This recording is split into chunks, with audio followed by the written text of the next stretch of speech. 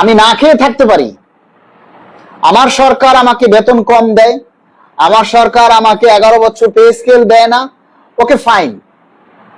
তার মানে তো এই না যে আমি অন্য মানুষের কাছে ছোট হয়ে যাব। আমার দাবি আদায় করার জন্য আমি যা খুশি তাই বলতে পারি, আমার দাবি আদায়ের জন্য আমি যা খুশি তাই করতে পারি। আর আপনি যদি সেটা বলতে না পারেন, তাহলে আপনার উচিত, আপনি যদি সেই সুবিধাটা ভোগ করবেন, তাহলে আপনার উচিত সেই যেই লোকটা বলে তাকে সহযোগিতা করা। কিন্তু কিছু মানুষ আছে, তারা তো সহযোগিতা করেই না, উল্টা অসহযোগিতা করে। তার দেখা দেখি অন্য মানুষেরও মন নষ্ট হয়ে যায়, যার কারণে আমাদের মাঝে মধ্যে মন চায় যে না, দরকার কি, সরকার পে স্কেল দিলে দেখ, না দিলে না দেখ, আমি তো ভালো আছি। এখন আমি যদি এই চিন্তাটা করি যে আমি তো ভালো আছি, তাহলে সমাজে কেউ কারো দায়িত্ব নেবে না, সমাজে কেউ কারো দায়িত্ব নেবে না। আল্লাহর থেকে একটা কথা আছে, আল্লাহ বলেছেন তুমি ভালো আছো, তাহলে যে খারাপ আছে তার পাশে দাঁড়াও, যে অসহায় আছে তার পাশে দাঁড়াও। তুমি কথা বলতে পারো, আমি তোমাকে কথা বলার শক্তি দিয়েছি, তুমি সেই কথা, সেই মুখ দিয়ে ন্যায্য কথা বলো, গরিবের হক আদায় করার জন্য কথা বলো, তোমার ন্যায্য দাবি আদায় করার জন্য কথা বলো। তোমার কথার কারণে, তোমার প্রচেষ্টার কারণে যদি আরো 5 লক্ষ মানুষ উপকার হয়, তাহলে এটা তোমার সদকায়ে জারিয়া। আমি শুধু সেই কারণে, বিশ্বাস করেন, আমি শুধু সেই কারণেই এই কর্মচারীদের দাবি আদায়ের জন্য, তাদের ন্যায্য দাবিটা আদায় করার জন্যই আমি এই কাজ করি। আমার কিন্তু অভাব নেই, আমি চলতে পারতেছি, আমি ভালো খাইতে পারতেছি, কিন্তু আমি লড়াই করতেছি আপনাদের জন্য। আপনারা যারা চলতে পারতেছেন না, যারা নিম্ন বেতনে চাকরি করেন, কারণ আমি নিজে দেখি যে আমার সাথে যারা চাকরি করে তাদের মধ্যেও নিম্ন বেতনভুক্ত চাকরিজীবী আছে, তারা কিভাবে কষ্ট করে, তাদের প্রতিদিনের জীবন চিত্র আমি দেখি, আমার খারাপ লাগে, এজন্য আমি আন্দোলন করি। এই যে এবারের এই পে স্কেল আন্দোলন করতে গিয়ে আমি সাসপেন্ড হয়েছি। আর কে সাসপেন্ড হয়েছে আপনাদের মধ্যে? আপনাদের মধ্যে আর কে সাসপেন্ড হয়েছে এই দাবি আদায় করতে গিয়ে, বলেন তো আপনারা? কেউ হন নেই, আমি একা হয়েছি। তারপরও আমি আপনাদের জন্য দাবি আদায় নিয়ে কাজ করতেছি, আমি কিন্তু থেমে যাইনি। আমাকে যখন সাসপেন্ড করা হয়েছিল, সাসপেন্ড উঠে হওয়ার পর আমার উচিত ছিল ঘরে চুপচাপ বসে থাকা, তাই না? কিন্তু আমি সরকারের বিপক্ষে যাইনি, আমি সরকারের বিপক্ষে যাইনি, আর কখনো যাবও না। এখন কিছু মানুষের প্রতি আজকে আমি যে কথাটা বলবো, যে আমি আজকের ক্যাপশন দিছি, সবাই সঠিক তথ্যটা প্রচার করুন। যারা পেজ চালান, কিছু কিছু আইডিয়া আছে, কিছু কিছু পেজ আছে, যা দেখতে পাচ্ছি আমি, যারা অনেকেই আমার ছবিকে ব্র্যান্ড হিসেবে ব্যবহার করেন। আমার ছবি প্রচার পোস্ট করার পর সেটাকে ডাউনলোড করে সেখানে সেটার উপরে আপনারা আপনাদের নিজের মতো করে ক্যাপশন লিখেন। এটা ঠিক না। আপনি সঠিক তথ্য দেন, সঠিক তথ্য প্রচার করেন। আমরা আজ পর্যন্ত, আমি আমার আইডি থেকে, আমার এই ভোরের আলো থেকে আমি কখনোই বলি নেই, দেখেন আপনারা খুঁজে দেখেন, পে স্কেল হয়ে যাচ্ছে, পে স্কেল হয়ে গেছে, গেজেট হয়ে গেছে, এটা হয়ে গেছে, ওটা হয়ে গেছে, এরকমের কোনো কথা কখনোই বলিনি। আমি যখনই যা বলি সেটা বলি হতে পারে, হওয়ার সম্ভাবনা আছে, হওয়ার সম্ভাবনা আছে। আপনারা দাবি করেন, আপনারা দাবি করেন, পে স্কেল আদায়ের জন্য দাবি করেন, সেইটা প্রচার করেন। অনেকেই দেখি অনেক রকম কথা বলেন। আবার আজকে এখন ফেসবুকে দেখতেছি, আজকে একজনে লিখছে, দেখলাম যে সর্বনিম্ন স্কেল 16,500 টাকা, আর উপরে লিখছে 1,40,000 টাকা। এটা সচিব কমিটি রিপোর্ট দেবে, সবকিছু ঠিকঠাক হয়ে গেছে। তোর বাপ আছে সচিবালয়, তোর বাপ আছে, তোর বাপে কয়ে দিছে তোরে 16,500 হইবে?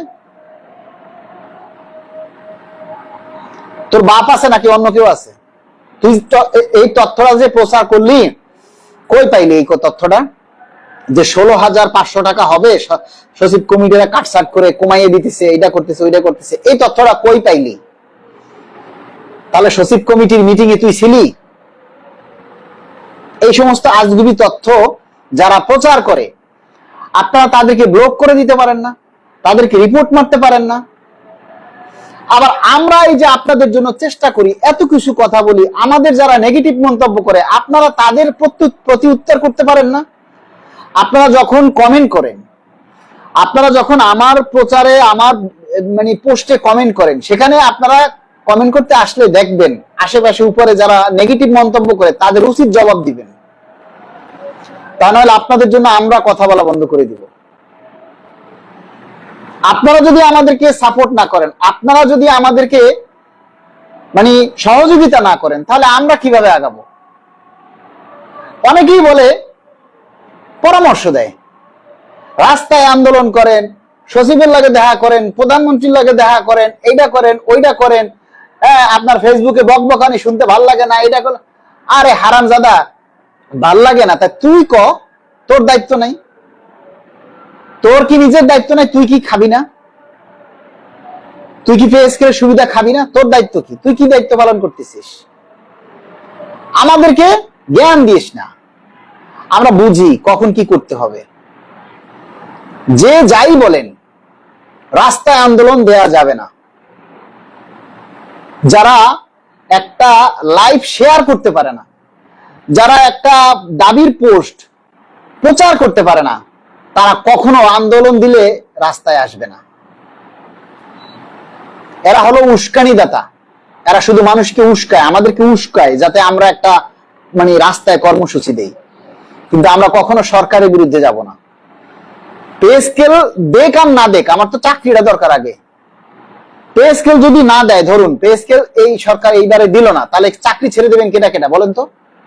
যে পে স্কেল দিল না, এই সরকার পে স্কেল ধরুন দিতে পারলো না, কোনোভাবেই দিতে পারলো না, তখন চাকরি ছেড়ে দেবেন কে কে বলেন? ছাড়তে পারবেন কেউ? কেউ চাকরি ছাড়বে না। তাহলে আপনার কি আগে চাকরিটা দরকার নাকি আপনার ওই পে স্কেলটা দরকার? হ্যাঁ, আপনি অবশ্যই গণতান্ত্রিক ভাবে আপনি দাবিটা আদায় করবেন, যেটা স্বরাষ্ট্র মন্ত্রণালয়ে সংসদে বলেছেন যে দাবির নামে রাস্তা অবরোধ করে জনগণের গাড়ি ঘোড়া বন্ধ করে রাস্তায় আন্দোলন সহ্য করা হবে না। তবে দাবি থাকবে, গণতান্ত্রিক প্রক্রিয়ায় সেই দাবিগুলি বাস্তবায়ন করার জন্য আপনারা স্মারকলিপি দিতে পারেন, আপনারা যথাযথ কর্তৃপক্ষ বরাবর আবেদন করতে পারেন, সভা সেমিনার সিম্পোজিয়াম এগুলি আপনারা করতে পারেন, আলোচনা এগুলি করতে পারেন, কিন্তু রাস্তায় আন্দোলন করা যাবে না। তাহলে আমরা এই যে স্মারকলিপির আহ্বান করেছি, আপনারা কয়জনে সেই দাবিটা সেই কথাটা পালন করছেন? আপনারা কয়জনে সেই স্মারকলিপিটা জমা দিচ্ছেন বলেন? আপনাদের কি দায়িত্ব নাই? 64টা জেলা, মাত্র 64টা জেলা, 64টা জেলা থেকে আপনারা 64 জনের দায়িত্ব নিয়ে আপনারা সবাই স্মারকলিপিটা দিতে পারেন নাই, কিন্তু পে স্কেল হলে 64 জেলার মানুষ সবাই ভোগ করবেন। কাজের বেলায় নাই, কিন্তু আকাজের বেলায় আমরা সবাই আছি। আমরা প্রাণী হইলাম সবাই, কিন্তু মানুষ হইলাম না অনেকেই। প্রকৃত মানুষ হতে হলে আপনার মধ্যে কয়েকটা গুণ থাকতে হবে। প্রকৃত মানুষ হতে হলে কয়েকটা গুণ আপনার মধ্যে থাকতে হবে। আজকে আরেকটা পোস্ট করেছি আমি, যে একটা ভিডিও বার্তা দিয়েছি সচিব কমিটির যে আহ্বায়ক আছে, আমরা চাইলেই কিন্তু একজন সচিব, মন্ত্রী পরিষদের সচিবের সাথে দেখা করতে পারি না। ওনারা এত সহজ সস্তা মানুষ নয়। আমরা চাইলেই প্রধানমন্ত্রীর সাথে সাক্ষাৎ করতে পারি না। আমরা তো প্রধানমন্ত্রীর সাথে সাক্ষাৎ করার জন্য আবেদন দিয়েছি, তাই না? আগামীকালকেও আমরা মন্ত্রী পরিষদের সচিব মহোদয়ের সাথে সাক্ষাতের জন্য আবেদন দিব। আমাদের চেষ্টা আমরা করব। ওনারা যদি সাক্ষাৎ না করে তাহলে আমাদের কি করার আছে বলেন? দয়া করে কেউ পরামর্শ দিয়েন না আমাদেরকে।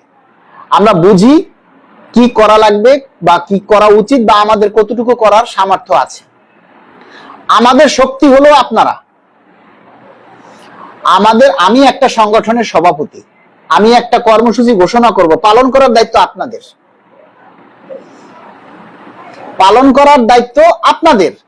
তো আপনারা যদি সেটা পালন না করেন, তাহলে আমার এই কর্মসূচি ঘোষণা করে লাভ কি? হ্যাঁ, আপনারা যদি একটা কর্মসূচি দিলে সেটা পালন না করেন, তাহলে আমার কর্মসূচি দিয়ে কোনো লাভ আছে? আপনারা হচ্ছেন আমাদের শক্তি। আমরা একটা দাবি নিয়ে পোস্ট করব, লাখ লাখ মানুষের উচিত সেইটা প্রচার করা। কারণ কি, আমি লাখ লাখ মানুষের কথাটাই বলতেছি, লাখ লাখ মানুষের দাবির কথাটাই তুলে ধরতেছি, প্রচার করতেছি। তাহলে লাখ লাখ মানুষ কেন সেটা প্রচার করবেন না? সেখানে কি আপনার দাবি নাই? সেখানে কি আপনার কথা নাই? তাহলে আপনি কেন সেটা প্রচার করবেন না? বাস, ভালো, আপনি প্রচার না করেন, আপনি চুপ থাকেন। আপনি নেগেটিভ মন্তব্য কেন করবেন? আপনি হিংসাত্মক কথা কেন বলবেন? বলেন আপনারা। এই যে আগামী 17 তারিখ চট্টগ্রামে আমরা বিভাগীয় সমাবেশের আয়োজন করছি, শান্তিপূর্ণভাবে, গণতান্ত্রিকভাবে, প্রেস ক্লাবে, রাস্তায় না, প্রেস ক্লাবে। চট্টগ্রাম বিভাগে যারা আছেন, চট্টগ্রাম শহরে যারা আছেন, আপনাদের দায়িত্ব হচ্ছে প্রোগ্রামে অংশগ্রহণ করা, আমাদেরকে সহযোগিতা করা। আগামী 17 তারিখ চট্টগ্রামে প্রোগ্রাম, আগামী 20 তারিখে ময়মনসিংহ ত্রিশালে কবি নজরুল বিশ্ববিদ্যালয় প্রোগ্রাম, আগামী 24 তারিখে মানিকগঞ্জ শহরে প্রোগ্রাম, তারপরে 25 তারিখে হয়তো পটুয়াখালীতে প্রোগ্রাম আছে। সবই আপনাদের জন্য, আপনাদের দাবি বাস্তবায়নের জন্য। আমরা নিজেদের পকেটের টাকা দিয়া, গাড়ি ভাড়া দিয়া এই চট্টগ্রাম যাব, আবার চট্টগ্রাম থেকে আসব, আবার তারপর 20 তারিখে ময়মনসিংহ যাব, ময়মনসিংহ থেকে আসবো। এই গাড়ি ভাড়া কে দিবে? আপনারা দিবেন আমাদেরকে 1 টাকাও? সবাই জনপ্রতি 500 টাকা করে পাঠাবেন আমাদের এই কর্মসূচি বাস্তবায়নের জন্য। আর আমার নাম্বার যেটা গ্রামীণ, ওইটাই বিকাশ নাম্বার। প্রত্যেকে 500 টাকা করে পাঠাবেন, কারণ আমরা আপনাদের জন্য আন্দোলন করি। এই আন্দোলন করতে খরচ আছে না? আমাদের বেতনের টাকা দিয়ে আমরা আপনাদের জন্য আন্দোলন করতে যাব কেন? আপনারা টাকা দিয়েও সহযোগিতা করবেন না, একটা প্রচার করেও সহযোগিতা করবেন না। আমাদের কি দায় পড়ছে এত? আপনি কি পে স্কেল পাইয়ে আমার 2 টাকা দিবেন বলেন? কিন্তু আপনারা উল্টাপাল্টা কথা বলেন।